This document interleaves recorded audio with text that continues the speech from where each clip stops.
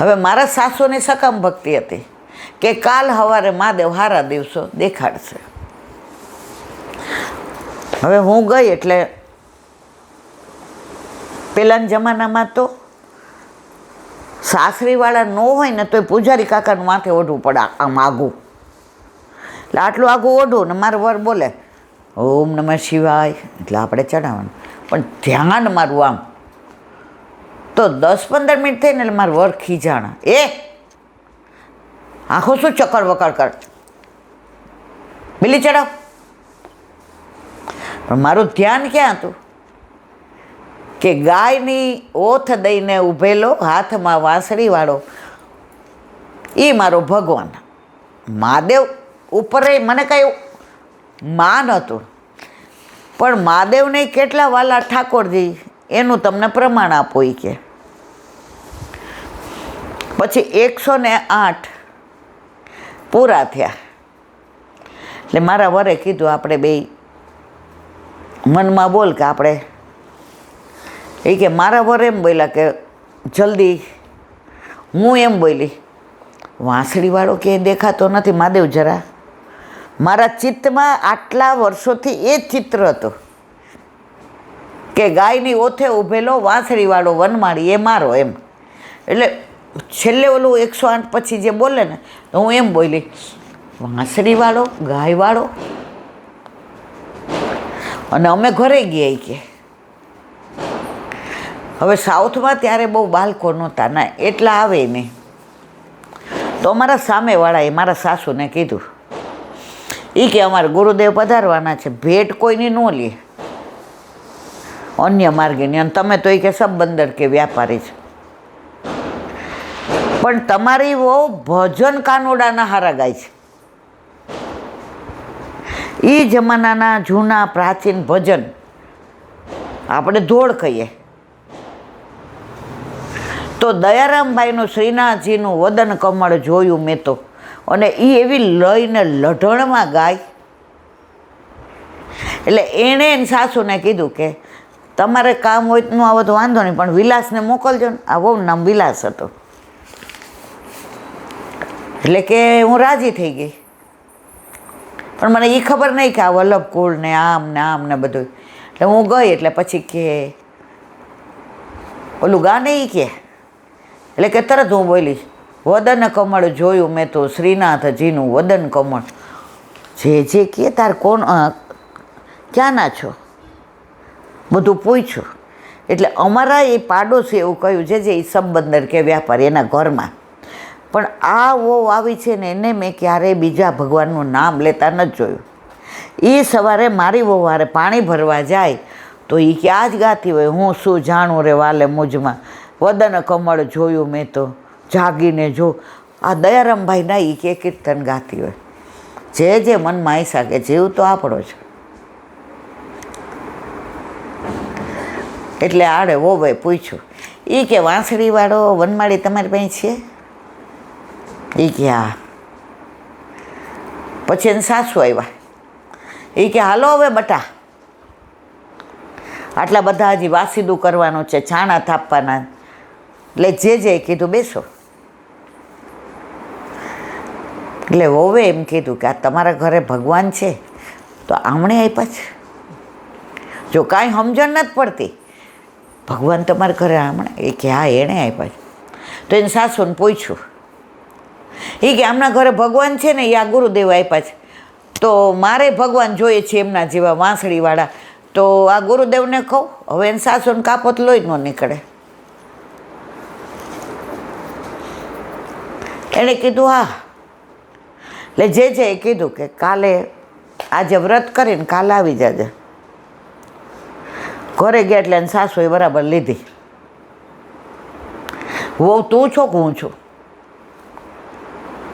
એમના જેવા ચેપલાવાળા કરવાના, ઘડી હાથ ધોવો ને અડવાનું નહીં ને, આપણે જઈએ તો બહાર અહીંયા બેસજો ને અહીંયા અડતા નહીં ને, આ ખાટલા ઉપરથી ગોદડી લઈ લ્યો ને પછી બેસો કાથી છો.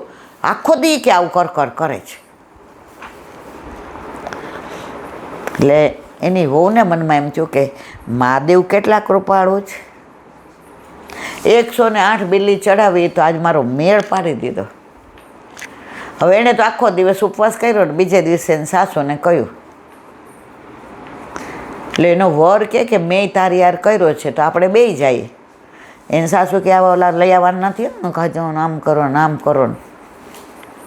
બેય ગયા, બ્રહ્મ સંબંધ દીધું. એટલે 100-125 વર્ષ પહેલાંની વાત છે કે 50-60. હું ત્યારે હું પરાણે 8-10 કે 12 વર્ષની, મને બહુ યાદ નથી, પણ હાવ નાની. એટલે આ બધી વાતો મને રસ નહોતો. મને રસ શેમાં હતો? ભાભોને ઘરે ઢોકળા બનાવ્યા હતા, એટલે રસ્તા મળ્યા એટલે કીધું હતું બેબી આજે એટલે પેલા સોંપ એવો હતો. એ કે બેબી પેલા છે ને ગળા ઢોકળાય બનાવતા અને ખાટાઈ બનાવતા. બેબી આજે ગળાનું તીખા. એટલે મેં કીધું સારું. મેં કીધું અહીંથી છૂટીએ તો. એટલે જે કીધું કે આ સ્વરૂપ સેવા પર એ મને કાંઈ નથી આવડતું. એ કે આ તારું પાડોશીને બધું આવડે છે, તું માં બનને તો તને કોઈ શીખવાડવાનું છે. હવે લાલન લઈ આવ્યા. હવે જે સાસુ બૈગડા પણ લઈ આવ્યા પછી શું કરે? પછી તો ચૂલા ઉપર પેલા હવે સાસુ દૂધ કરે તો એ હાલે નહીં, કારણ કે એને બ્રહ્મ સંબંધ નહોતું. એટલે બધું આ કરે. 2-2.5 મહિના થયા ત્યાં ખબર પડી કે આ પ્રેગ્નન્ટ છે. એટલે સાસુના મનમાં રાજી થઈ કે આટલું કર્યું, આટલા વૈદ્યને બનાવ્યા, આટલી નાડી બતાવી. ત્યારે એવું ડૉક્ટરનો અનુભવ નહોતો. આ શંકર ભગવાનને બિલી ચડાવ્યા. ઓલી કે આ શંકર ભગવાને જ મને લાલો આપ્યો છે. એટલે પછી કે તમારે આવી રીતે એનો વર કે જો આ 108 બિલી છે. રાતના કે કાંઈ 108 બિલી ચડાવી ને તો શંકર ભગવાન રાજી થઈ. એને કોણ ગમે? ઠાકોરજી. તો આ ઠાકોરજી શંકર ભગવાનને આપ્યા છે. બીજે દિન સાસુ કે હવે એક ઘરમાં આ બધું નહીં હાલે, અમે બ્રહ્મ સંબંધ લઈ લઈએ. અને બધાએ બ્રહ્મ સંબંધ લીધા. પ્રભુ ક્યાંથી કેવી રીતે લીલા કરી અને જીવને ખેંચી લે છે. આવા બધા પ્રસંગો સાંભળીએ ને, આ પ્રસંગ તો મને કોઈ દી જિંદગીમાં યાદ નથી આવ્યો, બોલો. પણ આ વલ્લભની એટલી કૃપા. અને હું હાવ પરાણે બેઠી હતી, મને દાંત ચડતી હતી બધા ઉપર. મનમાં સતત મારી ફરિયાદ રહેતી હતી કે રમવાના સમયે અમને શું કામ આમાં લઈ આવો છે. પણ વલ્લભને ખબર હતી કે તને બરાબર લઈ આવ્યા છે. પછી ઠેકડો મારીને ભાભીને ઘરે વહી ગઈ. હવે મારી પાછી ખરાબમાં ખરાબ કોઈ કુટેવ હોય તે મને ઠંડુ કાંઈ ભાવે નહીં. ઢોકળું હોય કે હાંડું હોય કે મોઠિયું હોય, આ અત્યારનું તો બધું મને નામ લેવાય ન ગમે. રોટલી હોય કે રોટલો હોય કે શાક. એટલે મારા બાપુજી, જે મારા પપ્પાથી મોટા હોય ને અમે બાપુજી. એટલે બાપુજી ક્યાં બેબી આવી છે કે હવે તે ઉતારી રાખી તો નહીં ખાય. બાબુ કે ના ભાઈ ના, મને ખબર છે. મારા બાપુએ ચૂલે 2 થાળી મૂકી, એક ગળા ઢોકળા અને એક ઓલા. મને કે કા બટા આટલી બધી? મેં તો બાબુ આ લોકો આવી બધી પંચાયત કરતા હતા. એ પંચાયત અત્યારે ફલિત થઈ. આજે 50-60 વર્ષે આ પ્રસંગ મને યાદ આવ્યો, બોલો.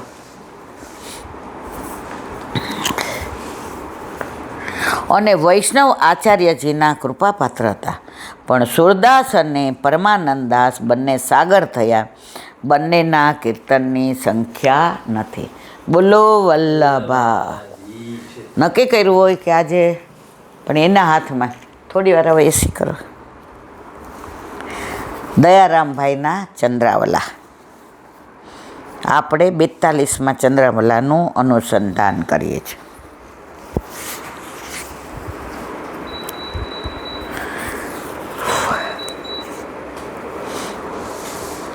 ઓલા ચૌડાની બારી બિલછુકુંડ પન્ને બંધ કરી દીધી હતી. શ્રીનાથજીને ગમ્યું નહીં. જો પ્રભુ આ લીલા બધી 400-500 વર્ષ પહેલાંની જ, કાંઈ હજારો વર્ષ પહેલાંની નથી. ચૌડાને કે જા મારા વલ્લભને કે કે આ બારી ખોલી દી, મારા પ્રાણ થકી મને વૈષ્ણવવાલા. પ્રભુ કયા જીવ ઉપર ક્યારે કૃપા કરશે તે કોઈ જાણતો નથી. ગુસાઈ બાળકોને આજ્ઞા કરી શકત. બીજા અનેક ભક્તો હતા, પરંતુ આ ચવડા દ્વારા શ્રી ગોકુલેશજીને જણાવ્યું તે નિજ ઈચ્છાને નિજેચ્છાત કરી શકે.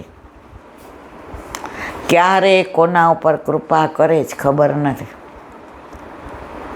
ઓલી વોવે 108 બિલીપત્ર શંકર ભગવાનને અમાસના ચડાવ્યા અને ફળ કેવું મળ્યું. તેથી જ બતાવ્યું છે ઉચ્ચ કુળ બ્રાહ્મણ કરતાં ચાંડાળ ભક્ત શ્રેષ્ઠ છે. ભક્તોની ભક્તિના પ્રતાપ બળથી શાસ્ત્રોનું રહસ્ય બધું તેને સમજાઈ જાય. તેને ભણવું પડતું નથી. ભણેલા વિદ્વાનો પણ ભક્તની પાસે હાર માને છે. પ્રભુ આજે સૌરાષ્ટ્રમાં 50 વર્ષ પહેલાં તો હાવ અંગૂઠા છાપ હોય. આપણે પૂછીએ ને દાદા શું ભણ્યા, એ કે કાળા અક્ષર કુહાડે માર્યા. એ લોકો પુરુષોત્તમ સહસ્ત્ર આપણને ઉચ્ચારમાં ફેર પડે અને મોઢે નથી આવડતું. ત્યારે એ લોકો બધું મોઢે. એ ગામનું નામ ભૂલી ગઈ. એ જીવા દાદાને તો ભાગવતના 18,000 શ્લોક મોઢે. ભણેલા કંઈ નહીં. એટલે વિદ્વાન હોવું મહત્વનું નથી, ભક્ત હોવું મહત્વનું છે. પ્રભુ કૃપા થાય ત્યારે ભક્તિ ઉત્પન્ન થાય. પ્રભુ તે ભક્તના હૃદયમાં બિરાજી તેના ભાવનું રક્ષણ કરે છે. તેની વાણી સત્ય હોય છે. તેના ગાયેલા ગુણો તે ભગવત પ્રેરણાથી નીકળેલા હોય છે. ભક્તને ચિંતન મનન કરવામાં કોઈ બાધા આવતી નથી, પરંતુ અનેક ગણી સ્ફૂર્ણા હૃદયમાં ઉછળતી રહે. તેથી વાણી દ્વારા બહાર પ્રગટ થઈ બીજા અનેકોને ઉપયોગી થાય. જેણે પ્રભુને જાણ્યા તેને બીજું કાંઈ જાણવાની જરૂર નથી. સામે આવતા જ સામાન્ય ગુણો પારખવાની શક્તિ પણ તેનામાં આવે છે. આવા ભગવત પ્રેમી ભગવાને તેની જ ભક્તિ કરવી સેવો શ્રી કૃષ્ણ કૃપા. 42માં ચંદ્રાવલા ન્યાય વિરામ આપ્યો. 43માં શ્રી કૃષ્ણની ભક્તિ અંક છે. બીજા સાધન સર્વે શૂન્ય. એકડો કોણ? ઠાકોરજી. બીજા બધા જીરો. પણ જીરોની કિંમત ક્યારે વધે? એકડા પાસે મૂકો તો. દુનિયાને જબ गिनती की शुरुआत, दुनिया ने जब गिनती की शुरुआत, भारत ने शून्य देकर गिनती कर दी आसान. भारत ने शून्य देकर गिनती कर दी आसान. શૂન્યની કિંમત એકડો હોય તો છે, બાકી ગમે એટલા એકડાને લખે રાખવો એનો કોઈ મતલબ નથી. અંક વિના સૌ અફળ છે. સહ શૂન્ય શૂન્ય 10 ગુણ્ય. શૂન્ય શૂન્ય 10 ગુણો કે 10 ભાગો કે 10 સરવાળો કરો કે બાદ, એ શૂન્ય જ રહે. પણ અંક વિના સૌ અફળ છે. એકડો ન હોય તો શૂન્યની કોઈ કિંમત નથી. 10 ગણું બિંદુ આદ્ય અંક એકે, અંક વિના શૂન્ય શૂન્ય અનેકે. એકડા આગળ જીરો મૂકો એટલે 10 થઈ જાય કિંમત. 2 જીરા મૂકો 100, 3 મૂકો તો 1000. પણ 1000 જીરા મૂકો ને આગળ એકડો ન હોય તો? છોકરાઓ નાના હોય ને પહેલાં આપણે જીરો શીખવાડીએ, પછી એમ કહે આમ કર એટલે એકડો થાય. એ શૂન્યમાંથી ને આમ કર્યું ને તો એકડો થયો. એટલે શૂન્યની કિંમત નથી, કિંમત એકડાની છે. ભક્તિ કરી તેણે સર્વ કાંઈ કીધું, ભક્તિ વિના સર્વ કાંઈ ન સીધું. સેવો શ્રી કૃષ્ણ કૃપા. આ બધું સમજાય ક્યારે? ભક્તિથી.